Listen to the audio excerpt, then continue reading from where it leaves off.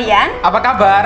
Perkenalkan, namaku adalah Albert dan di sebelahku ada Rahel. dan welcome to T-Talks, Time to Talks.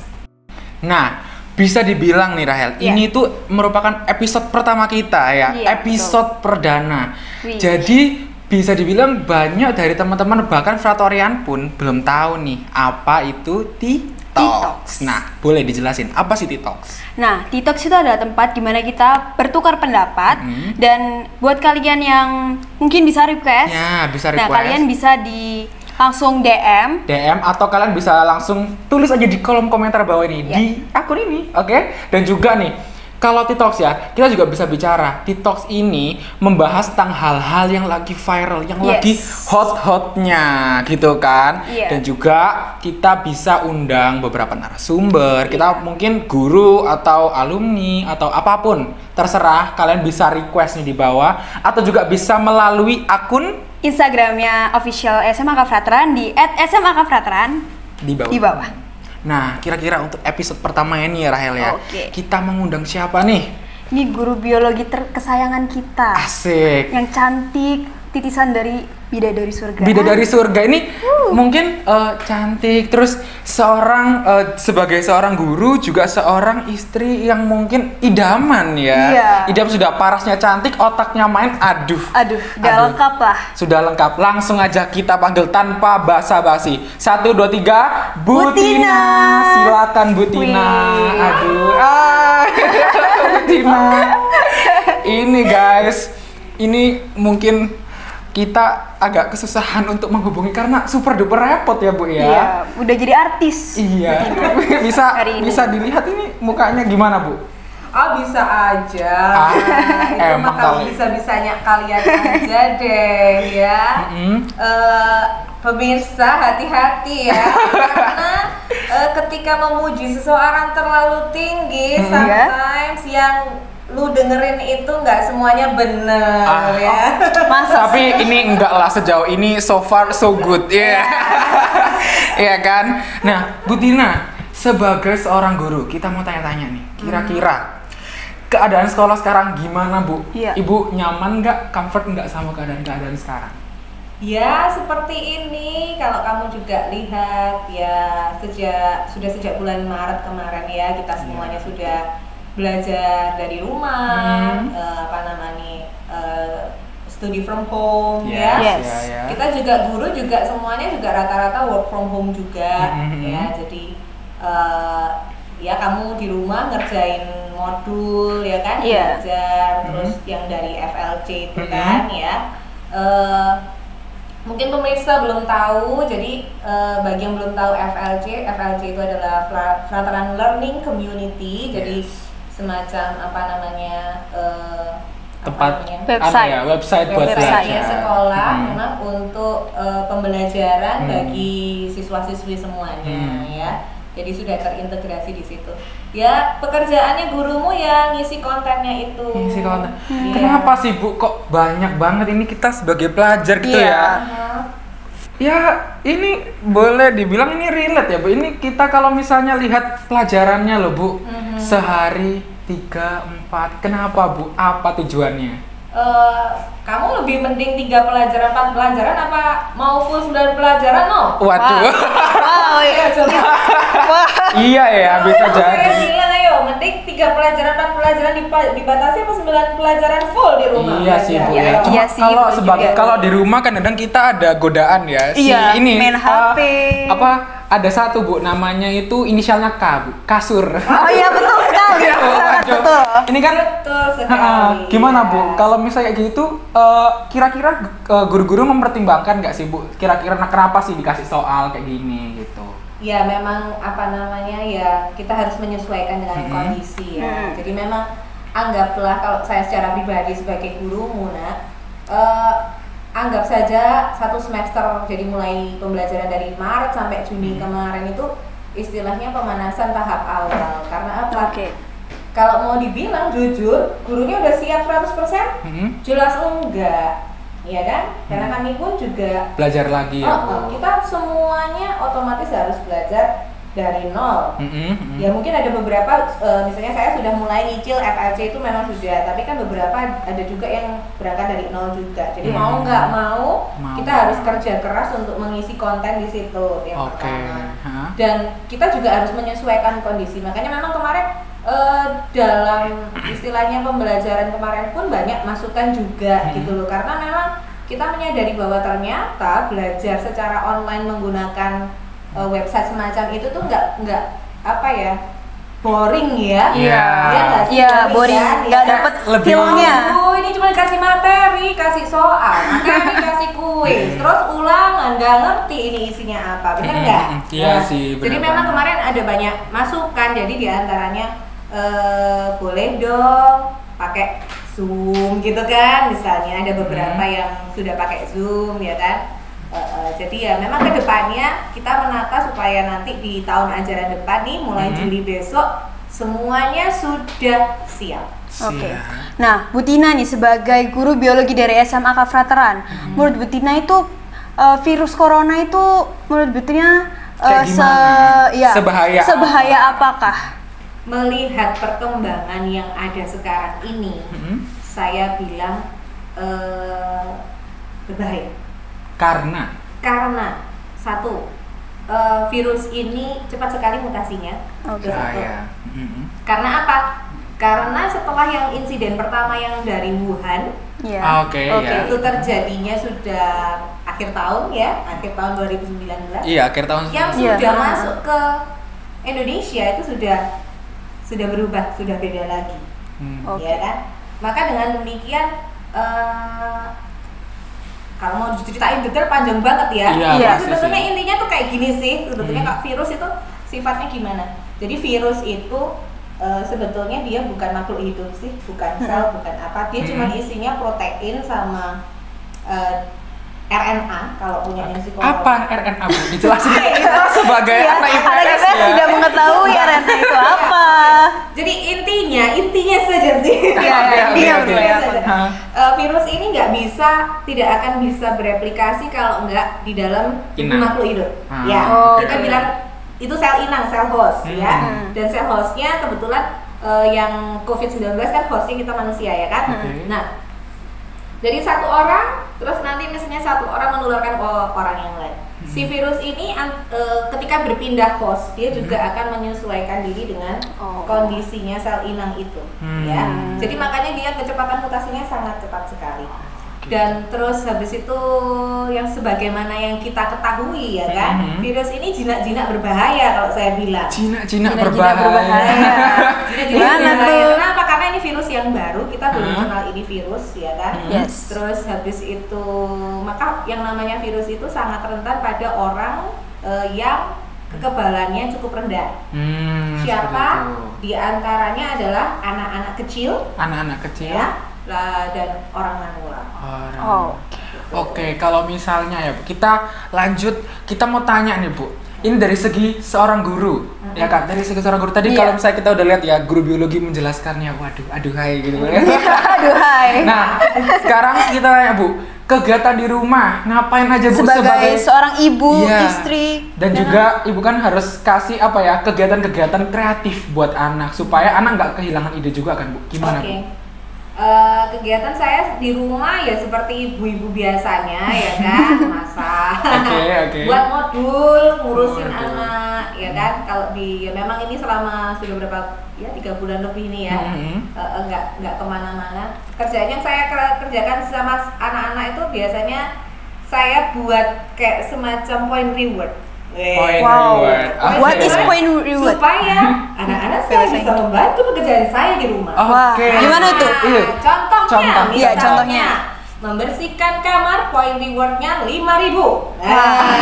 Enak sih itu. Jadinya termotivasi gitu ya. Lantai, point rewardnya 3.000. Nah, misalnya seperti itu. Hari ini tidak bertengkar sama adik, hadiahnya 5.000 misalnya. Paling gede point reward di rumah yang belum pernah dilakukan selama ini. Apa-apa? Yaitu belajar durasinya 1 jam dapat 10.000. Itu susah. Nggak mau. Iya ya, karena mungkin kalau usia-usia anaknya Bu Tina mungkin ya, itu waktu saatnya mereka kepingin main ya Bu ya. Iya betul, sama kayak kalian kalian itu Oh, tadi. iya, ya. iya, betul. Godaan terbesarnya Godaan. kalau kalian itu Sika itu tadi. Iya, Sike. Kalau ini? Kalau yang ini ya TV Oh, ya TV. sama gadget. Gadget. Iya sih, enggak. Betul Kita sekali. juga Ya kita gadget. juga sih. Iya. Pasti orang Sama sih kayak Iya. Iya, sama sebenarnya. Terus Bu, kira-kira ya Bu, kalau misalnya nanti itu misalnya nih anak ibu nih, Ma bosan, kepengen aktivitas lain yang apa ya kira-kira bikin anak ini terpacu, jadi seru nih, excited nih melakukan. Nah kira-kira Ibu Tina ada stok nggak? Stok kegiatan apa sih yang bisa dilakukan gitu? Kalau saya sih biasanya kemarin itu yang challenging gitu ya. Iya. Biasanya anak saya kebetulan suka buat kayak mainan ala-ala lomba-lomba apa gitu loh. Misalnya dia bisa pakai box gitu, terus habis itu buat apa kayak gitu dart ya. Dart? Nah, itu Start. tadi What is start? Ini Oh, loh, ala yang di. Iya. Oh, oke. Oke. Ya, kayak gitu tuh. Terus habis itu misalnya apa namanya pakai apa sih matras gitu yang kotak-kotak itu ya kan lompat gitu. Oh. Ayo cepet-cepetan. Nah, nanti dapat apa ya cuma kayak gitu-gitu aja sih. Gitu. Oke. Iya, ya memang harus apa ya ekstra tenaga juga sih ya. Gitu. Karena ya secara saya punya 3 orang anak cowok-cowok ya kan, satunya teriak A, satunya mintanya B, satunya minta C, kayak gitu ya. Jadi ya ya gitu deh. Memang sedikit repot tapi fun ya Bu ya? Ya, Fun, still fun. untungnya sih ya itu tadi kita bekerja di rumah juga itu salah satu positifnya ya. Jadi yang terakhir misalnya kita harus ngajari anak-anak di rumah ya kan, ya cukup bisa konsen lah. Oh ini seperti ini. Kalau biasanya kalau hari-hari biasanya kan paling baru sampai rumah sekitar sore gitu ya, udah capek juga, nggak sempat ngurusin belajarnya dengan baik ya. Akhirnya otomatis karena kita kerjanya dari rumah ya akhirnya ya harus konsen untuk ngurusin anaknya. Nah, oke. Menurutnya Bu Tina nih sekarang kan kita lagi work from home, study from home ya kalau pelajar. Nah, menurut Bu Tina untuk yang masih keluar-keluar main-main di luar itu gimana menurutnya Bu Tina? Komentarnya Yang Bu masih Tina. bisa dibilang bandel lah. Iya, masih bandel. Ya apa ya? Susah juga Saya ya. kapan hari itu sampai sudah bilang ya udah yang awal-awal PSBB itu ya, yang paling istilahnya bencekno gitu ya. Bisa, Iya, bisa. Bencekno itu ya. Ya itu sampai yang muncul tagar Indonesia terserah gitu kan. Oh iya. Surabaya terserah deh. Terserah dulu deh. Karena apa ya? Sebetulnya ya pemerintah ya kan edukasi berulang-ulang itu juga tak rasa nggak ada habisnya ya. Tapi lagi-lagi kalau mental masyarakat sendiri yang memang bandel, yaitu tadi, mungkin lu istilahnya kita bilang mungkin kamu akan baru ngerasain kalau memang kamu atau keluargamu yang kena. Iya, betul. Iya nggak sih? Iya, gitu. kapoknya di situ. Kalau nggak lihat baru keluargamu dimakamkan ala protokol COVID yang nggak bisa dilihat, nggak diapa-apain, nah ya kan? Mungkin kamu tidak akan pernah jerah. Ya bisa jadi sih Bu ya. Tapi ada sebagian juga yang benar-benar udah di rumah kan ya Bu ya. Betul. Kasihan banget Iya, ya Bu ya. Bu. Bisa dibilang kayak mereka bisa dibilang ya sia-sia, bisa dibilang. Sebetulnya ya nggak sia-sia juga sih, Karena? ya kan? Karena saya sendiri pun juga mendisiplinkan diri saya sendiri. Artinya, ya memang masa ini adalah masanya kita harus bisa jaga diri sendiri, nggak gantungkan diri sama orang lain. Bukan bermaksud ini ya apatis atau terserah lu atau gimana ya, tapi sudah nggak habis-habis sebetulnya ya kan. Oke. Pemerintah protokolnya sudah jelas dan kalau masih ada yang langgar ya terserah lu deh. Kalau saya ya, yang penting saya pastikan bahwa saya taat pada prosedur yang ada karena ya itu adalah satu-satunya jalan dan upaya untuk menyelamatkan kita dan keluarga kita. Betul. Oke. Kalau tadi nih Bu, kita udah tanya tentang ke coronavirus ya kan. Sekarang aku mau tanya sih sama Bu Tina. Menurut Bu Tina, kapan selesainya menurut pandangan Bu Ina aja deh. Soalnya bisa lihat dari situasi ya Bu ya. Betul. Gimana Bu? Kalau pandangan saya sih, plus berdasarkan ilmu yang sudah pernah saya tahu ya kan, ya memang virus itu pokoknya andalannya ya vaksin sebetulnya. Vaksin. Jadi memang targetnya ya kalau saya ya pokoknya vaksinnya harus segera jadi dulu, masyarakat segera mendapatkan vaksin itu, maka ya mungkin ya bisa jadi itu kan akan lebih aman. Oke. Karena satu-satunya cara untuk mengatasi penyakit yang disebabkan virus itu adalah imun tubuh kita sendiri. Nah, dan caranya imun kita belajar itu ya lewat vaksin. Tadi. Begitu. Karena kalau dibilang virus itu kapan hilangnya? Virus itu sekalipun ada, ya dia nggak akan pernah hilang dari muka bumi. Contohnya, dulu kan istilahnya zaman dulu ya kan ada virus cacar, ada virus polio. Apakah hilang virusnya sampai sekarang? Ya enggak. Gitu. Virusnya tetap ada sampai sekarang. Cuman kita sudah lebih kebal karena kita sudah pernah divaksin. Berarti seenggaknya new normal ini bisa dibilang bener nggak sih Bu? Karena kan kalau kita dengar-dengar ya Bu, new normal katanya kita hidup berdampingan dengan si COVID ini, gitu. Kalau menurut Bu Tina, gimana? Apakah udah bener nggak sih strateginya Bu? Supaya kita buat kedepannya new normal aja lah, gitu. Betul, saya rasa new normal itu memang strategi yang sudah benar, gitu. Artinya apa? Ya kita nggak bisa karena kita memang harus hidup berdampingan dengan virus ini, gitu loh. Nanti 100 tahun lagi, 20 tahun lagi mungkin ada virus lagi yang baru lagi gitu loh. Artinya apa? Kita kita mungkin sudah lama banget ya nggak ada pandemi seperti ini ya sampai di dunia ya. Ya kita belajarnya apa ya, bahwa ya ini protokol kesehatan yang harus kita lakukan ya kan. Dulu waktu eranya cacar dulu merajalela juga seperti ini. Ya, tapi tetap menyebar dong ya Bu ya. Oh tetap. Ya berarti kalau kita tetap ngadain new normal bisa dibilang nggak itu dong Bu, nggak selesai. Nggak selesai. Memang tidak selesai karena apa? Virus itu ya itu tadi kembali lagi, virus nggak akan hilang sampai kapanpun, ya kan? Yang ada manusia harus beradaptasi, ya kan? Untuk mengupayakan yang terbaik supaya dia tetap survive ya. Dan salah satunya yaitu tadi adalah vaksin. Jadi ya tergantung nanti sampai kapan, sampai tahun depan ya who knows ya. Iya kan? Sih, who knows sih. Nggak tahu. Kita masih nggak tahu ya apa berujungnya ini gimana. Kapan juga. Ya, semoga kita berharap untuk secepatnya selesai dan kita bisa kembali ke new normal. New normal atau normal nih? Kan kalau bertampingan kan jadi new normal. Oh gitu. Bu Tina, mungkin ada pesan-pesan untuk teman-teman yang di rumah yang lagi nonton, anak-anak Fratorian. Yes, atau lagi yang lebih luas lagi Bu, buat orang-orang di luar Fratorian yang mungkin nonton dan klik video ini. Silakan Bu.